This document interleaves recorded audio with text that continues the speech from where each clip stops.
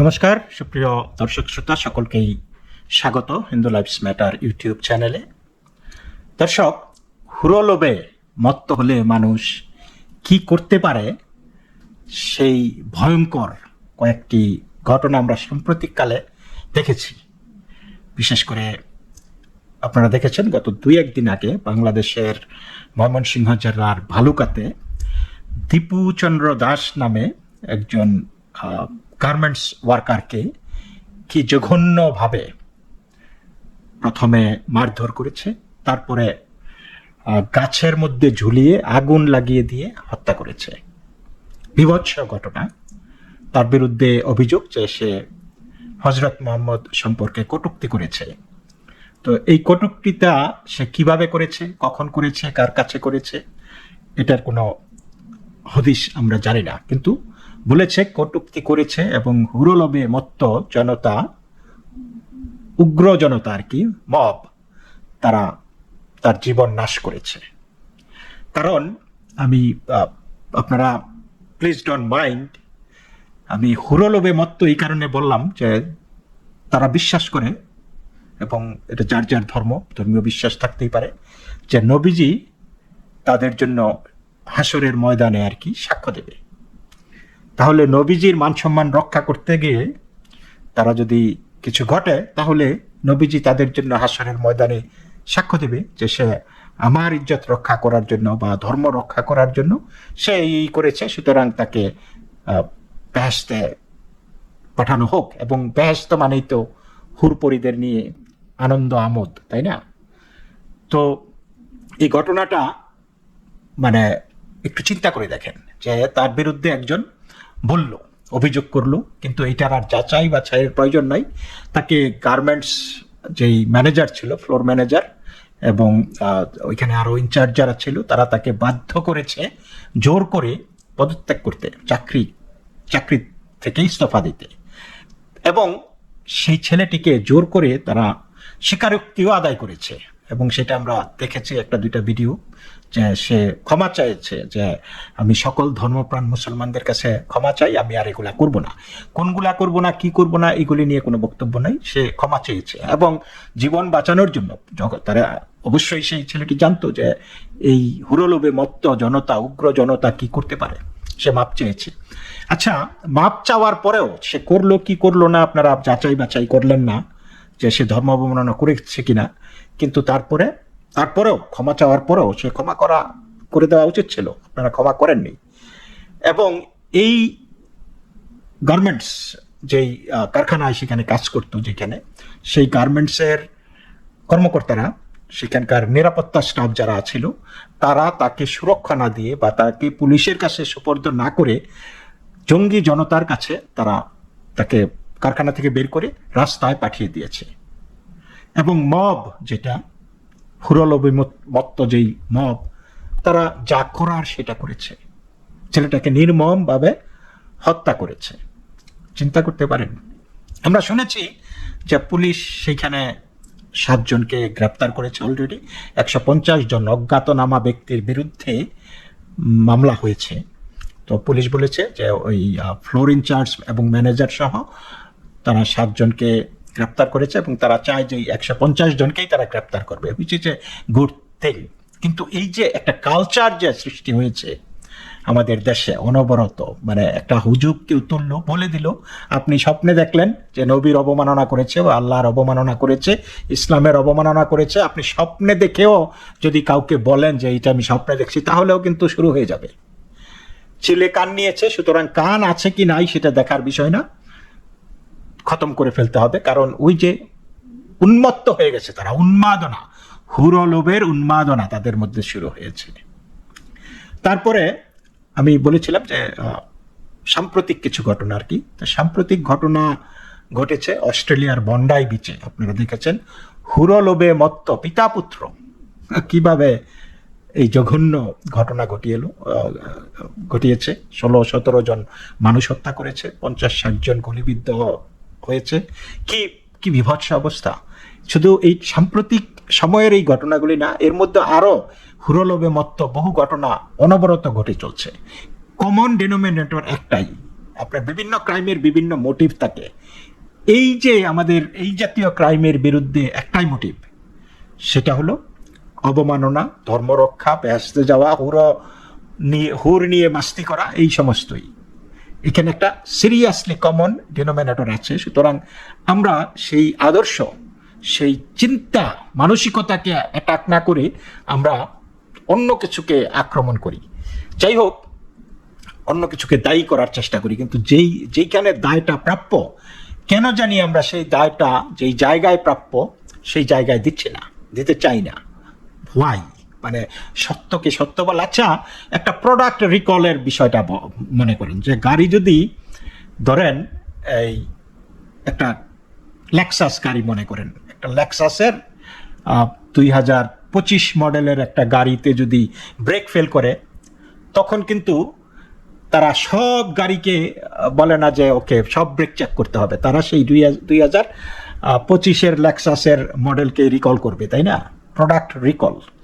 একটা ধরেন এই যে কিছুদিন আগে আমেরিকাতে টাইলেনলের বিরুদ্ধে, অর্থাৎ প্যারাসিটামলের বিরুদ্ধে বলেছে যে প্যারাসিটামল নাকি বা টাইলেনল নাকি অন্তঃসত্ত্বা মহিলারা, গর্ভবতী মহিলারা খাবার পরে বাচ্চাদের অটিজমের সম্ভাবনা আছে। এটা কিন্তু একটা ইউএস গভর্নমেন্ট একটা অ্যাডভাইজারি দিয়েছে, এবং একটা প্রোডাক্ট এটার আছে কি নাই তারা কিন্তু ক্লিয়ারলি সেই রকম কোনো স্ট্যাটিস্টিক্স বা সেই রকম কোনো রিসার্চ দেয় নাই, কিন্তু তারা ধারণা করতেছে। সেই ধারণার বশবর্তী হয়ে তারা একটা প্রোডাক্ট রিকল করে দিল। কিন্তু একটা আদর্শ যখন বারবার মানে একটা কিছুর জন্য দায়ী হয়, এত মানুষ হত্যা হয়, খুন খারাপি, আগুন জ্বালানো, নানান কিছু হচ্ছে, আমরা সেই আদর্শ নিয়ে কেন কথা বলি না? এবং সেই রকম ঘটনাই ঘটেছে অস্ট্রেলিয়াতে। আমরা দেখলাম যে অস্ট্রেলিয়াতে এই বেশ কিছুদিন হয়ে গেল, এক সপ্তাহের বেশি, এবং তারা একটি স্মরণ সভার আয়োজন করেছিল। সেখানে অস্ট্রেলিয়ার প্রধানমন্ত্রী আলবানিজ সেখানে গিয়েছিলেন, এবং পিপল বুড হিম রাইটলি। তারা তাকে লাইক করে নাই, তারা বলেছে যে এই হত্যাকাণ্ডের জন্য তুমি দায়ী, এই হত্যাকাণ্ডকে তুমি প্রশ্রয় দিয়েছ, তুমি সেই প্যালেস্টাইন বা গাজা, সেই মুসলিম ইন্তেফাদা, এটার সমর্থক ছিল, যেখানে রাস্তায় রাস্তায় স্লোগান হয়েছে যে ইহুদিদের খতম করো, রিভার টু দি সি, ধ্বংস করে দাও, তখন তো তুমি কিছু বলো নাই। আমরা যেইভাবে দেখেছি বাংলাদেশে একটা ইস্কন ধরে জবাই করো, আমরা সবাই তালিবান, বাংলা হবে আফগান, এবং এগুলি কিন্তু একটা করে সত্য হচ্ছে। তো যখন ইস্কন একটা ধরে জবাই করা শুরু করবে, তখন কি সরকার ব্যবস্থা নেবে? আমরা তো এখন কোনো ব্যবস্থা দেখতেছি না। এবং ইদানিং এই যে আমাদের বাংলাদেশের পত্রিকায়ও এই যে ছেলেটার বিষয়ে খুব একটা নিউজ আমরা পাইনি, এবং তারা নিউজ করে নাই এই ছেলেটাকে যে মারা গেছে, মেরে ফেলা হয়েছে, সেই নিউজ করে নাই। কিন্তু গতকালকে কালের কণ্ঠ পত্রিকায় দেখলাম যে একটা নিউজ করেছে, ময়মনসিংহে ভালুকার সেই ঘটনায় 7 জন গ্রেপ্তার। আচ্ছা, কি হেডলাইন রে বাবা! ভালুকায় সেই ঘটনায় 7 জন গ্রেপ্তার। আচ্ছা, কোন ঘটনায়? আমরা কি যারা পত্রিকা পড়ি আর কি, আমরা কি পত্রিকার সব কিছু পড়ি? আমরা আগে দেখি হেডলাইনটা কি, যার সুবিধা মতো, যার যেই নিউজটা পড়ার আগ্রহ জাগে সেইটা আমরা পড়ি। যখন আপনি বলবেন ভালুকার সেই ঘটনায় 7 জন গ্রেপ্তার, তো কোন ঘটনায় 7 জন গ্রেপ্তার? তারপরে আমি তো বুঝছি, আমি তো নিজে জানি যে কোনটা। তারপরে আমি ক্লিক করার পরে দেখলাম যে এই ভালুকাতে যেই দীপুচন্দ্র দাসকে হত্যার কারণে 7 জনকে গ্রেপ্তার করেছে র্যাব। এখন কথা হলো যে ভাসুরের নাম নিতে আপনাদের এত সমস্যাটা কি? আপনারা দেখেন, তারপরে আবার দেখা যায় যে যেমন প্রথম আলোর বাংলা ভার্সনে নিউজটা এসেছে, ঠিক আছে, কিন্তু ইংরেজি ভার্সনে নাই। ইংরেজি ভার্সনে মানে এবং শুধু এইবার না, বরাবরই আমি দেখেছি যখনই এই ধরনের ঘটনা ঘটে, বাংলা ভার্সনে যৎকিঞ্চিত নিউজ থাকলেও ইংরেজি ভার্সনে সেটা তোলা হয় না। তো যাই হোক, দর্শক, ফিরে আসি। অস্ট্রেলিয়ার বন্ডাই বিচের ম্যাসাকার, আপনারা জানেন যে তাদের হনুকার দিনে আর কি, হনুকা ফেস্টিভ্যাল অফ লাইটস, তারা বিচে হাজার হাজার আবাল বৃদ্ধ বনিতা ইহুদিরা তারা সেইখানে আনন্দ উৎসব করতেছিল, এবং সেইখানে পিতা এবং পুত্র হুরলোভে মত্ত, পুত্রের বয়স 24, পিতার বয়স 50, তারা গুলি করে এতগুলি মানুষকে হত্যা করেছে। এবং এই নিয়ে দেখা গেল যে তারা কোন আদর্শের বশীভূত হয়ে, কোন লোভে মত্ত হয়ে তারা এই ঘটনাটা ঘটিয়েছে সেটা না বলে বলছে যে গান কন্ট্রোল আরো টাইট করতে হবে। গান নিয়ে এখন তারা গানের ওপর, বন্দুকের ওপর দোষারোপ করতেছে, এখানে ঘটনা বন্দুক ঘটিয়েছে। আচ্ছা, তো দর্শক, এটা কি শুধুই একটা হত্যাকাণ্ড নাকি একটা বিশ্বাসের বহিঃপ্রকাশ? এটা আমরা অনুধাবন করতে হবে। এটা আমরা সবাই জানি, বাট আমরা শুধু বলি না, বাট বলাটা উচিত। তো সেইখানে দর্শক, আপনারা জানেন নিরীহ মানুষ প্রাণ হারিয়েছে শুধু ধর্মের কারণে। ধর্মীয় হিংস্র ব্যক্তিরা মানে অন্য ধর্মভুক্ত মানুষকে আঘাত করেছে শুধুমাত্র ধর্মের কারণে। কারণ তারা জানে যে আমাদেরকে আল্লাহ ক্ষমা করবে, তাদের বিশ্বাস আর কি। তাদের মনে হয় যে তাদের পিতা পুত্র হুর নিয়ে মাস্তি করবে এই ঘটনার পরে, যে আমরা ধর্ম রক্ষার জন্য, প্রতিশোধের জন্য সেটা করেছে, সুতরাং সেটা জায়েজ। সো তারা শহীদ, তাদের শহীদই মৃত্যু হয়েছে। তো এই শোক মাত্র 7 দিন হয়েছে, এই শোকের মধ্যে রাজনীতি শুরু হয়ে গেছে। তো প্রধানমন্ত্রী অ্যান্থনি আলবানিজ বলেছেন যে অস্ট্রেলিয়ার নাকি আরো কঠোর বন্দুক আইন, গান কন্ট্রোল দরকার। কিন্তু প্রশ্ন হলো, অস্ট্রেলিয়া কি গান কন্ট্রোলের যে ল আছে এটার কি কোনো অভাব আছে? দর্শক, অস্ট্রেলিয়াতে এই পৃথিবীর যত দেশে যত স্ট্রিনজেন্ট গান কন্ট্রোল আছে, অস্ট্রেলিয়া হচ্ছে অন্যতম কঠোরতম গান কন্ট্রোল লস তাদের দেশে আছে। কোনো আইনের কোনো অভাব নাই। এবং এই আইন মেনেই সাজিদ আকরাম বাবা আর কি 50 বছরের বৈধভাবে 6টি আগ্নেয়াস্ত্র ছিল তাদের বাসায়। এবং নাবিদ আকরাম, সাজিদ আকরাম, নাবিদ পুত্র, তারা এই মানে স্পোর্টসের ব্যাপারে, স্পোর্টস, বিভিন্ন গান স্পোর্টস আর কি, এগুলিতে জড়িত ছিল, বিভিন্ন ক্লাবের সদস্য ছিল।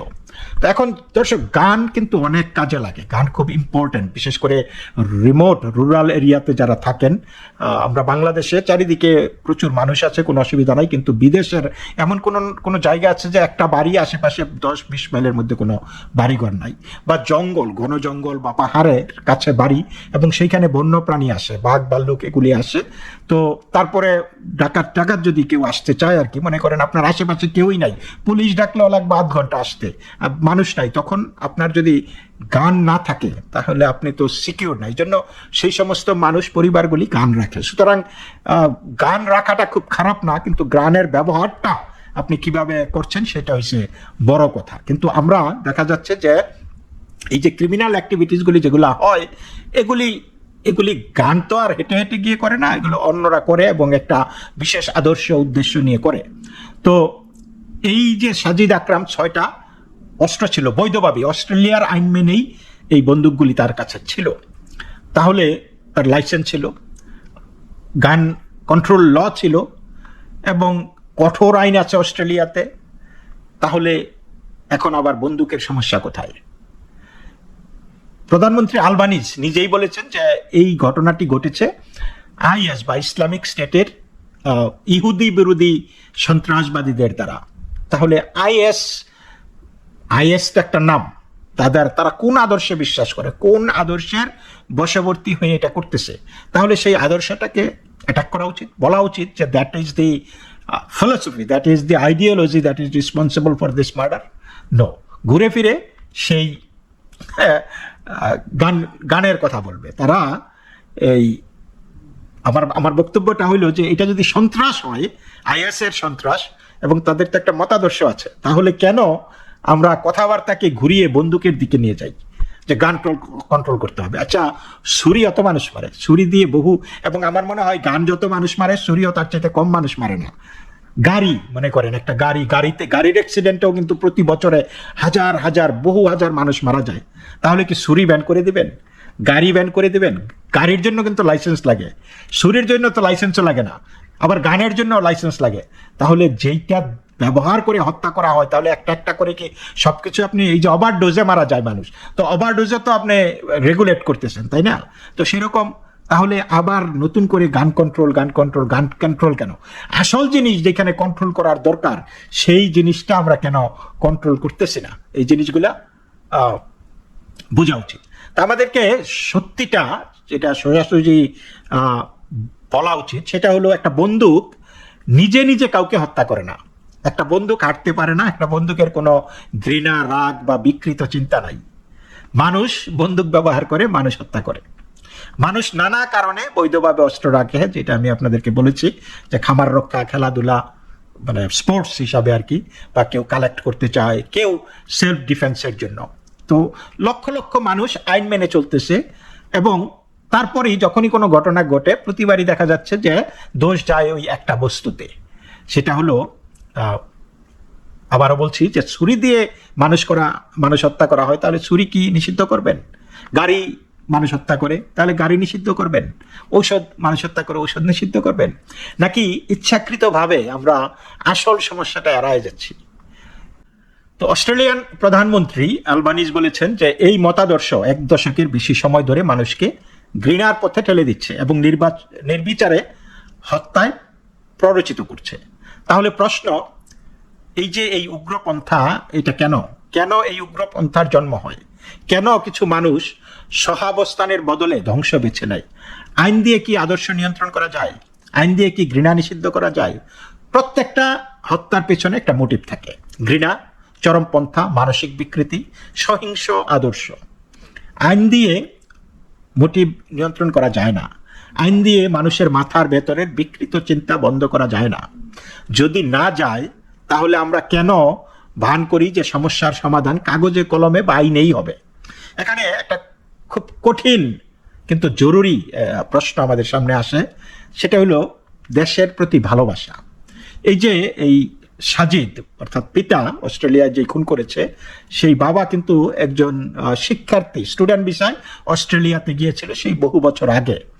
সেই দেশ তাকে আশ্রয় দিয়েছে, সেই দেশ তাকে সুযোগ দিয়েছে, নিরাপত্তা দিয়েছে, এবং তাকে পার্মানেন্ট ভিসা দিয়েছে, স্থায়ীকরণ করেছে, তাকে সম্মানজনক একটা জীবন দিয়েছে। তার সন্তান এই নাবিদ আকরাম জন্মসূত্রে অস্ট্রেলিয়ার নাগরিক। তাহলে এই দেশ আপনাকে সব দিল, কিন্তু আপনি দেশটাকে কি দিলেন? কেন তারা এই দেশের সাথে অ্যাসিমিলেট করতে পারে না? দেশটাকে কেন তারা মেনে নিতে পারে না? যদি তোমরা আসলেই এই দেশে, তাহলে এই দেশের কৃষ্টি, কালচার, এই দেশের ভাষা, ঐতিহ্য, তাদের সাথে তোমাকে সহাবস্থান করতে হবে না, কিন্তু তুমি সেটা করবা না। তুমি এই সমাজকে আপন করে নিতে ব্যর্থ। তুমি বলছো যে তোমার মতো করে এই সমাজকে চলতে হবে, তাহলে তুমি আসলা কেন? তোমাদের এইখানে তো তারা যায়নি, তুমি নিজে এসেছ এবং তুমি এইখানে এই মানিয়ে নিতে ব্যর্থ হয়েছো। So you should go back. এটা লজিক্যাল না? আমি জানি না, মানুষ আইসা দেশটাকে ভালোবাসার পরিবর্তে তারা দেশটাকে ঘৃণা করতে শিখে।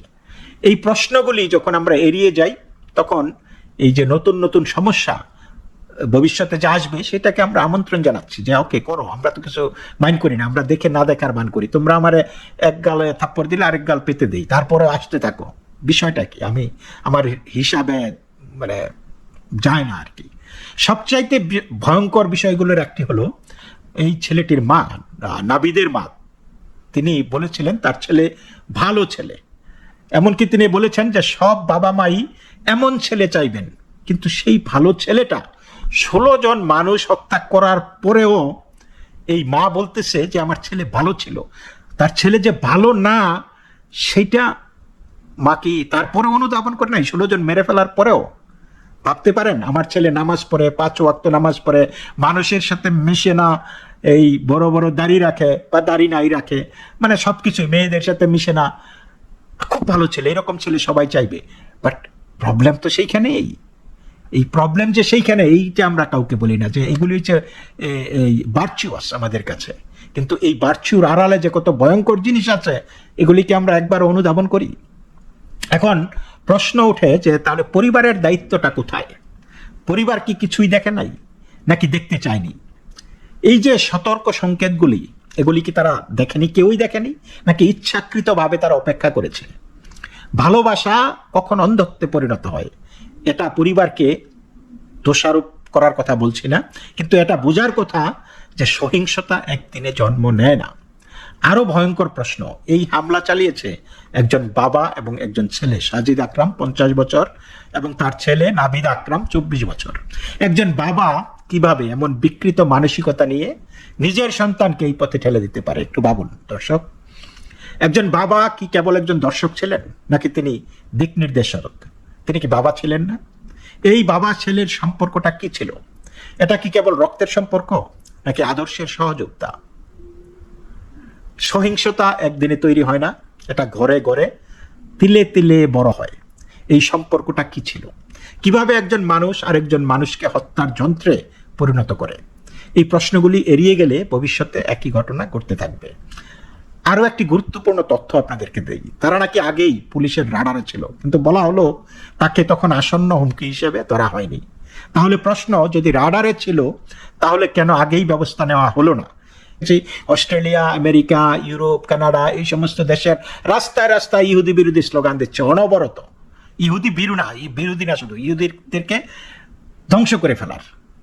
কই সরকার, কোনো রাষ্ট্র তো কোনো ব্যবস্থা নিচ্ছে না। হোয়াই? এবং এটা দিয়ে আরো ঘৃণাকে ছড়ানো হচ্ছে, এবং এইটাই সন্ত্রাস। যখন সাধারণ মানুষকে লক্ষ্য করে ভয় সৃষ্টি করার জন্য হত্যাকাণ্ড চালানো হয়, সেইটাই সন্ত্রাস।